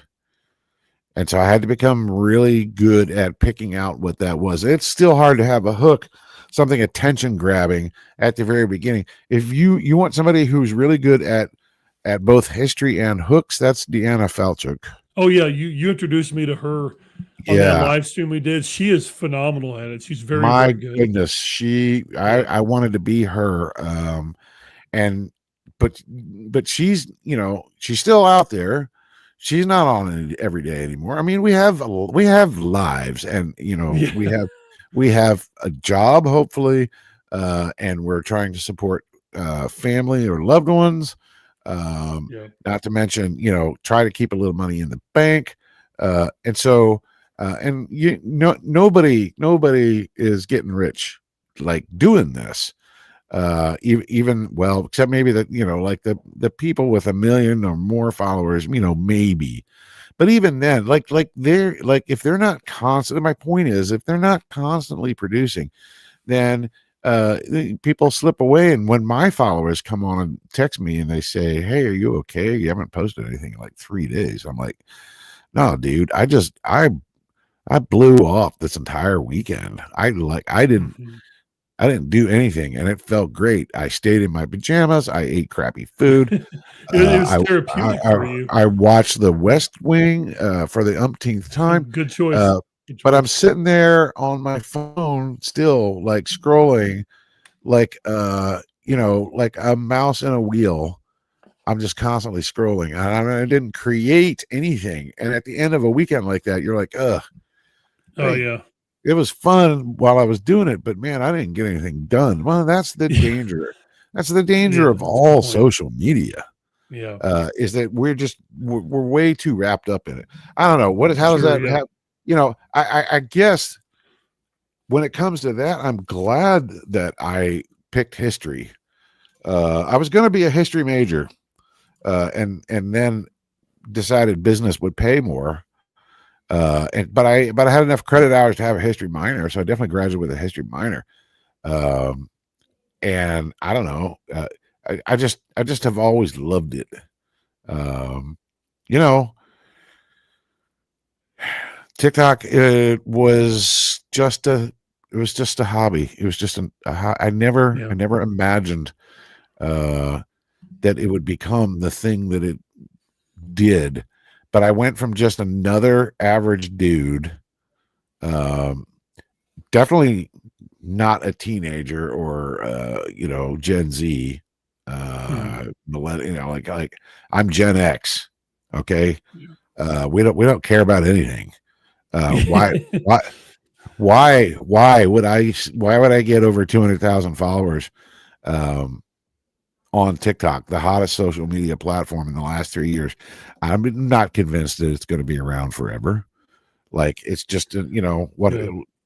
that's a discussion for an entirely different time. I'm not going to Sure. have all my eggs in one basket. If TikTok were to go away tomorrow, I think I share the sentiment with a lot of people who say, "Yeah, you know, eh, I'm Yeah. kind of done with it now after Yeah. all this time, Understood. 3 years." I'm kind And of I curious, Skip. Is this one of the reasons why you recently started the YouTube channel? Like, are you considering sort of? I mean, it's not just that; it includes that theory of not having all your eggs in a basket. But I'm kind of curious. Also, do you think you will do your content in a different way, or are you going to stick to more YouTube short kind of things, or are you planning on experimenting a little when you go over to your YouTube channel more fully?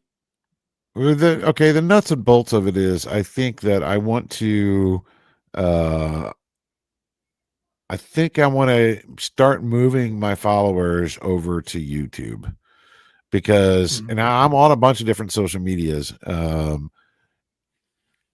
I put most of my content still on TikTok. I started moving some of it over to YouTube. I have recently, fired up this studio again for the sole purpose of creating YouTube, like widescreen format and longer length Yeah. stuff. Even though, like I said, I mean, hasn't this already been done before? I'm by no means the only JFK researcher, YouTuber, whatever creator. I think I will continue to create, and I'm not saying that TikTok is going to go away tomorrow. I am for Yeah. expanding. You can find me on I'm over Facebook. I ought to be over Instagram, but Instagram is like the next uh the thing after YouTube in Yeah. Yeah. terms of like what people are where people already are. Okay. So the handle's the same at YouTube. You've got it up on the screen. Thank you very much. Yeah, I figured I Uh would drop that in there. I'm not the best at doing that kind of stuff yet, no, it's but perfect. It I'm looks doing my great. best at trying to help you out.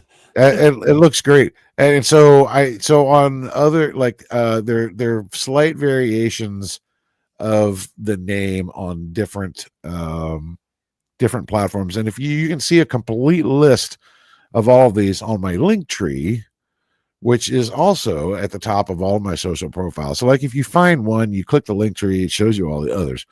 If you don't already, I would suggest getting a link tree. Okay, I'll do that. Because when you look at my link tree and how I have I'm able to put resources there for people who are really interested in the case, specifically JFK. The thing I would say to you is go to my link tree and follow me on the other places in case TikTok goes away. But also a lot of the things that I talk about, a lot of the archives and resources are out there already. They are all on my link tree. It will take you there.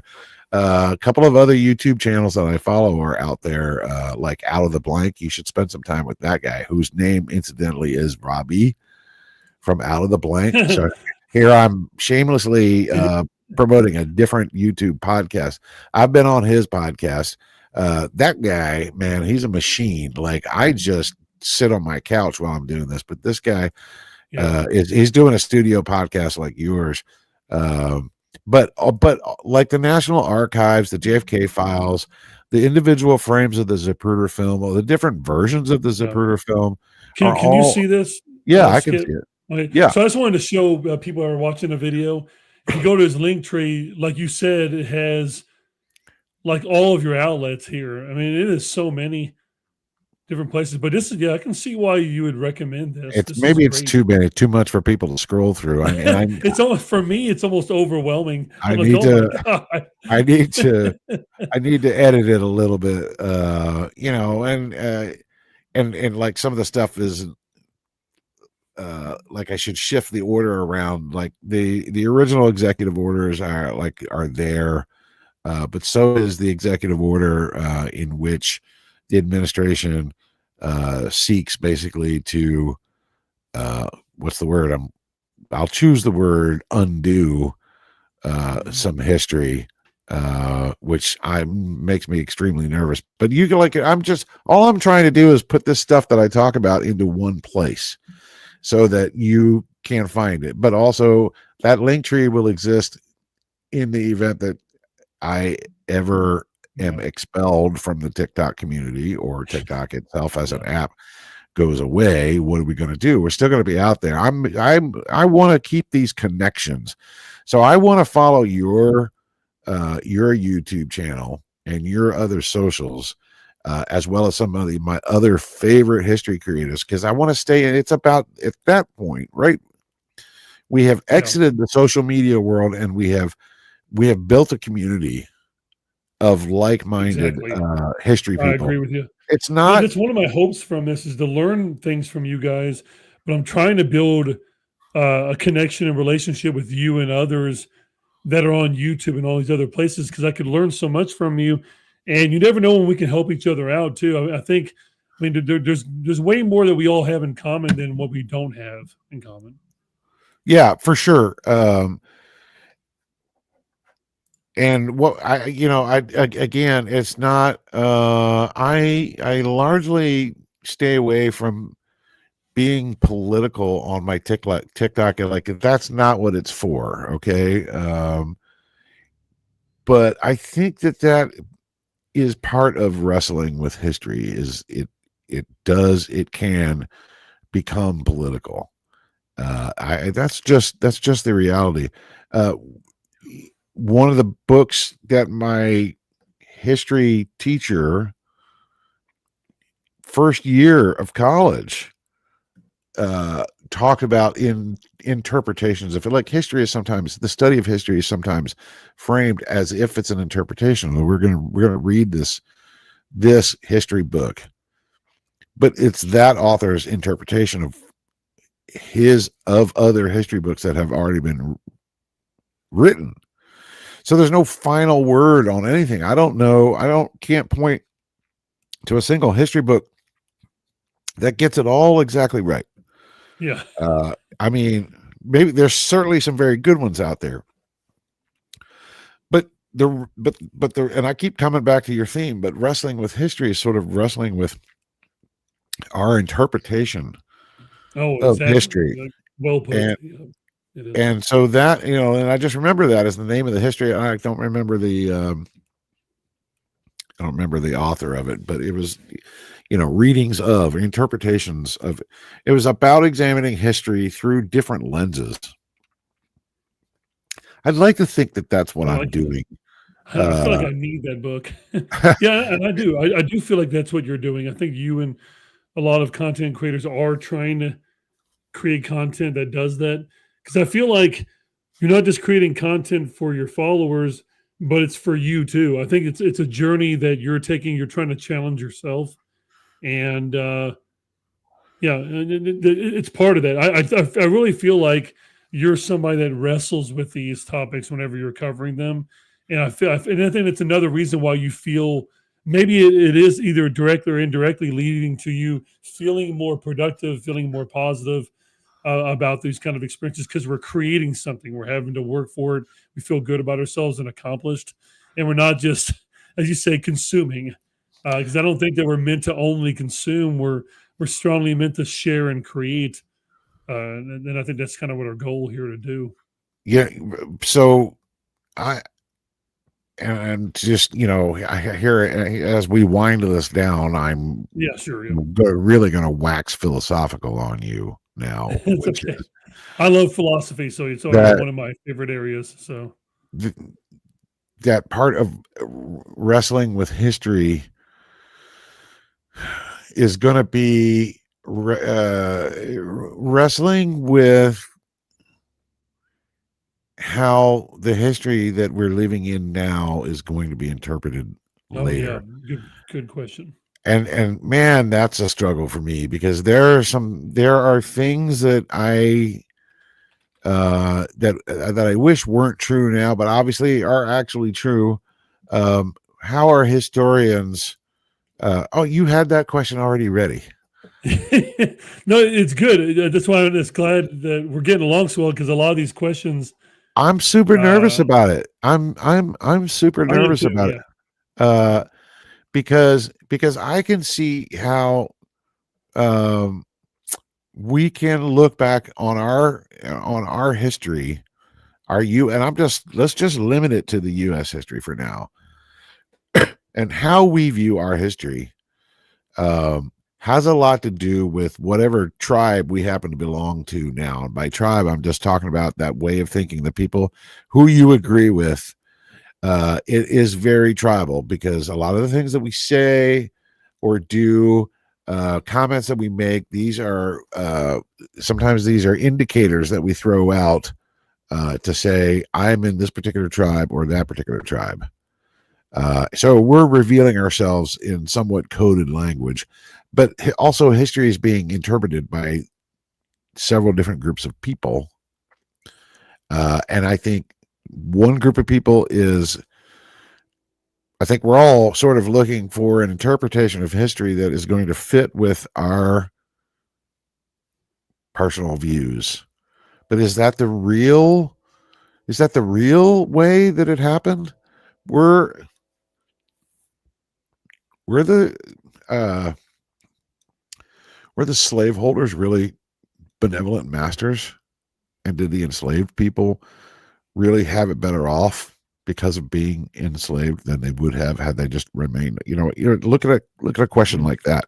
It's hard. That's hard to come to grips with, because there's a viewpoint that says the slaveholders were benevolent masters. The founders of our nation were the best possible people doing the best thing possible. But we know now that I love this. Is this one of the many challenges with revisionist history?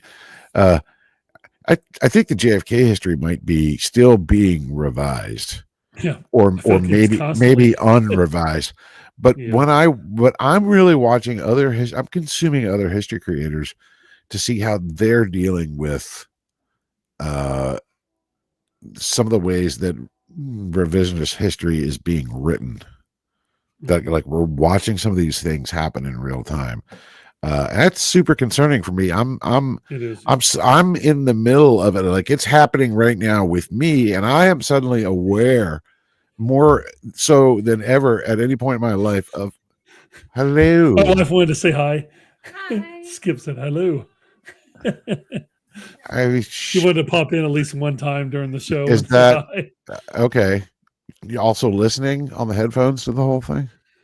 Oh no, I don't know. She's probably too busy trying to get our daughter to sleep. See, our daughter's been doing some sleep regression here lately Okay. with all the walking and growing and everything like that. So yeah, it's just popping in. Well, anyway, I am very interested in preserving history, even if I have to wrestle with it. How about that? I love it. Yeah. I would like I would like a true and honest historian to say, hey, it's not just about hey, did you know, or on this day, although those are great also. Yeah.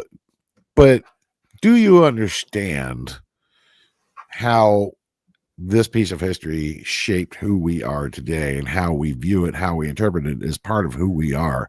And that we're constantly like we tend to gravitate to people who hold the same beliefs. Right. And I'll give you another tough one. Like America is a Christian nation. You either sign on to that and you identify with that group of people, or you do not. But was America founded as a Christian nation is a question that we must all wrestle with. That has not anything to do with JFK, right? Why then? Hey, stay in your lane, Skip. Like, why are you bringing that up on a JFK channel? Hey, I'm living it just like everybody else. I'm living the same history that you are. So, exactly. From my limited view of the JFK desk, I'm going to ask the question, like, by the way, did you know that the Smithsonian Institution now has to review all of their exhibits so that, you know, the ugliness of some of the parts of our history isn't on full display for them? Like, we'd rather downplay these things. So is downplaying not so good things in our history, is that what we really need, or just what we want? You know, no, that's such a great thing you brought up. I'm pretty soon I'm going to be doing my first public lecture at a local museum in town in Russellville, Kentucky, called the Sikh Museum. It's mainly for like paying honor to African Americans in the community and racial segregation people like Alice Dunnigan and people like that.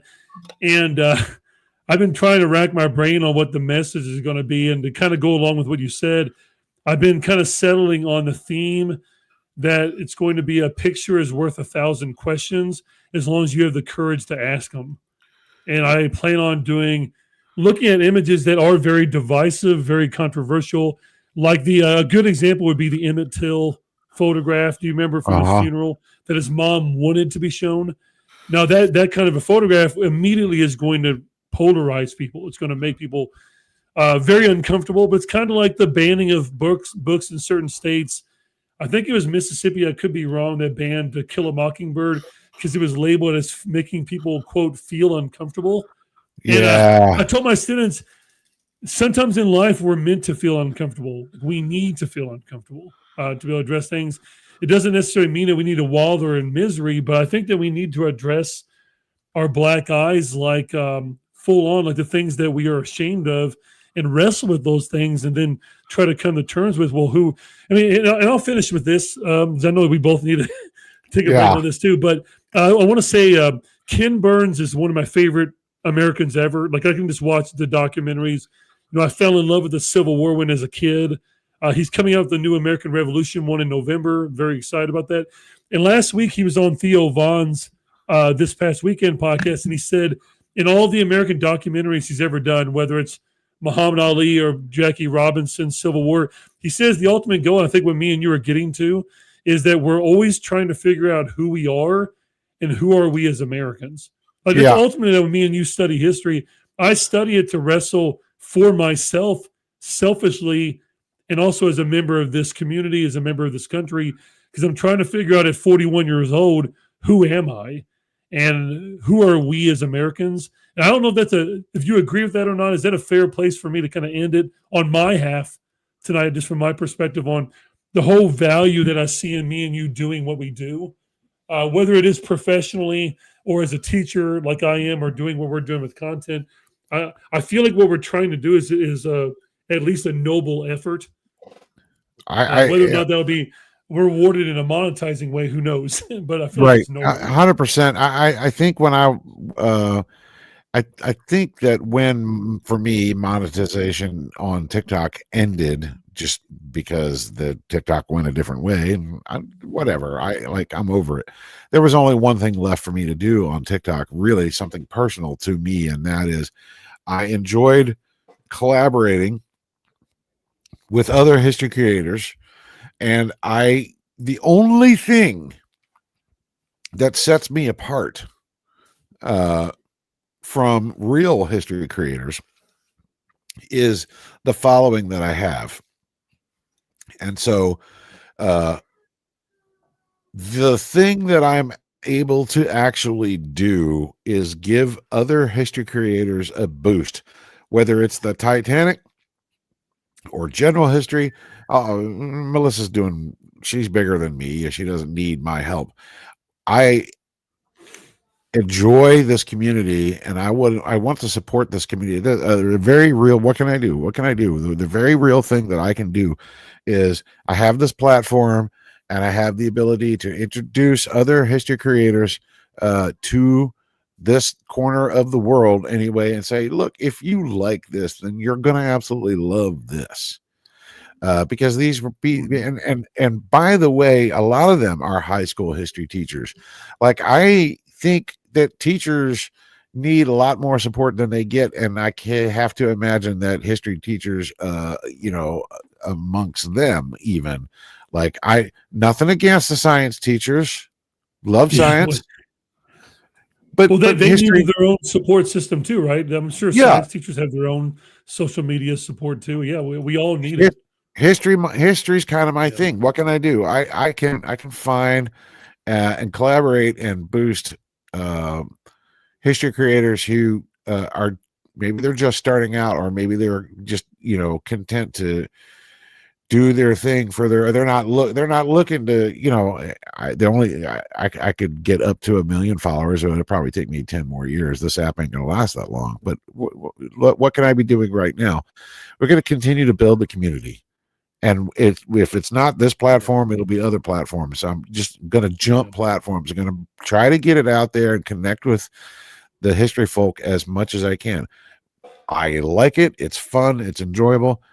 It's very important. And I have the ability to say that to 200,000 people and expand the network and say, hey, I think that you're going to like what this history creator is doing. I'm turning my TV off. So that's what I think I'm doing now. And I'm going to keep churning it out. I'm going to keep examining history. Man, we'll have to do this again, because absolutely, Skip. As long as you keep finding value in what you're doing and you feel really good about it, I really hope, as one of your many followers, that you continue doing what you're doing in some capacity, whether it is on YouTube or something. I'm just really blessed to be able to have a conversation with you like this. I mean, you and I basically had a Joe Rogan style podcast, or Lex Friedman one. We did almost right at 2 hours. I used to do those kind of podcasts all the time. And when I teach all day, I'm teaching 6 classes within almost an hour apiece. Talking like for long terms, it's not a big problem. So for me on that kind of thing, but for me, like I said, I just hope that you continue to do it as long as you feel you're healthy and you feel like you're getting, we always have frustrations and things like that, but I think if it starts to wear on your mental health more, than maybe a sabbatical or something is needed to intervene. But I like your possible remedy, without telling us we should, is that if we kind of do a little bit less consuming, but maybe more creating, you're going to probably feel much better about that in whatever realm you decide to do that in. So, but yeah, I said to say thank you, Skip. Thank you for taking me under your wing last year and helping me and other new creators get some kind of a following. I mean, I have a lot of, I would probably say at least 200 of the 500 something I have are people from yours, that your followers that Oh, you wow. recommended had come over to me. And now I stopped doing it for almost 6 or 7 months with my mother's health and raising a newborn. I really shouldn't have stopped entirely like that. Because, like you said, the algorithm will punish you bad for doing something like that. So, would one of your pieces of advice for me just to stay healthy and to enjoy what I'm doing? What I got advice from JD from the History Underground on YouTube is that he said to be consistent, whether it's 2 weeks, once a month, once a week, just be consistent with what you're doing and put value into them. And he says sometimes the videos that you least expect are the ones that will boom. And then some you put a lot of effort in don't do as well. And he's just like said, just kind of have humility and just enjoy what you're doing. Okay, so all right, so I'll leave you with this, and yeah, we really got to call it, but Yeah. I'll just give you this very simple thing that you should already be doing, which is if you get inspired and you're like, oh man, I want to talk about this, I want to talk about that. I'm going to tell you to just keep talking, run on your phone, one nonstop 30-minute video and have the stuff written out, like make the notes ahead of you. Okay. And then just shoot for 30 minutes nonstop. And then dice that up into 60-second hits and save them. Okay, gotcha. And then schedule the post. I don't get up every morning and try to make a new video. Yeah, that's a good point. I will make 5 in one night and save them for the next morning. And at lunch, I can go and hit one that I recorded last night. Easy peasy. All right. I also don't discount reruns. I'm kind of like doing that now. If you were watching 2 years ago, you would know, but if you're a new follower, it's new to you. So don't discount the value of reusable, re-editable content. But also do prioritize your family and your mental health, which is a thing that I was struggling with. So take care of them first. Force yourself to get up and do the normal things, like whatever it is, taking out the trash, or whatever it is. Sometimes getting up and walking around is the thing that sort of recharges. Like it, I don't know. It's good point. It's I know what you mean. Whether it's doing dishes, doing laundry, going to get the mail, taking out the trash, you do several of those things. You kind of feel a sense of accomplishment. You kind of get a little bit of a boost, a little bit of a. I guess it's bare feet in the grass. Sort of reconnection with reality. And sometimes then once you've had that, you'll snap back into inspiration. And so you don't, if you have a video that is just, it turned out to be a clunker, don't delete it. Just say, oh, I should have done this. I don't know. I mean, I'm still learning, and there are people out there that are doing it better than me for sure. But this is some of the stuff that I learned in 3 years, and it was not. I really discourage you from watching the first 60 videos that I made on my channel. Yeah. They're buried 3 years in on the timeline. I ain't going back there, but I also didn't bother. I didn't bother going back and to delete them either, because if you're part of your history, it's part of your development, and absolutely. To be fair, when you look at my channel, there's a playlist called 1 Million Views, and I've got several videos that hit 1 million views, but it's not because of me. It's not because of my face. A lot of them feature frame 312. I don't know what it is. Sometimes it just takes off, but it helps to have an interesting topic. Anyway, we got it. Obviously, we enjoy talking to each other. We got to do this again. Yeah. Absolutely. I'm just glad that you took the initiative to go, what about tonight? I was in the middle. I was on my planning today at school, and I thought, my wife doesn't work tonight. I guess we could. I was like, why not? Because neither one of us will procrastinate if we do that. So I'm just glad I didn't plan for it this week. But like you said, if we didn't, maybe this takes another 6 months to get Yeah, going. So I'm just very grateful to do that. If you're okay with that, I'm going to wait a few days to post it, only just because I'm sure. still letting the one I did 2 days ago marinate a little bit. And then I need to do a little editing, like I told you before, Yeah. too. And I'm just really grateful. Is there anything that you want to kind of leave your listeners, my listeners, with? I just want to give you a last chance to kind of say whatever you would like. I just want to tell you that I'm just grateful for you helping me over the last year and taking time out of your personal life to be here, and your advice about my family and my mental health. Being a 41-year-old that has a 15-month-old daughter, she's everything to me, and my wife is. That's all it takes, is just spending some time with them, and then I already feel like a new man, rejuvenated again. So thank you for that advice. And I just want to leave you an opportunity to have the floor to say anything lastly that you want to say. I've really enjoyed this. We'll do it again. I have I am honored when people ask me on their podcast, although I clearly just talk about one main thing. But I'm a huge fan of history and a fan of history creators. So you these are the people that I follow. If you want to see a list of them, look at the people I'm following. It's going to be trapped in history. So Robbie, yeah, let's do this again. Sure, yeah. And I hope to tackle maybe an American history topic with you sometime. Kind of me and you go through it together, maybe debate each other a little or discuss. I would love to do that. I'd be honored to almost kind of team teach with you on a particular topic coming out and stuff. But anyway, I'll go ahead and wrap it up here. On the audio version, I may Easter egg in Skip's audio on his TikTok. What was that? I guess it was a few days ago when you answered, why should we wrestle with history? I was going to ask you that tonight, but you did such a great job. I'd rather just Easter egg that audio in for the listeners to be able to whatever hear that you later. think. Sure. Thank you for doing that. I'm going to go ahead and play our outro music. Again, as usual, for all my listeners, thank you for your time. Please keep questioning the past in order to understand the present. And as always, be contagious.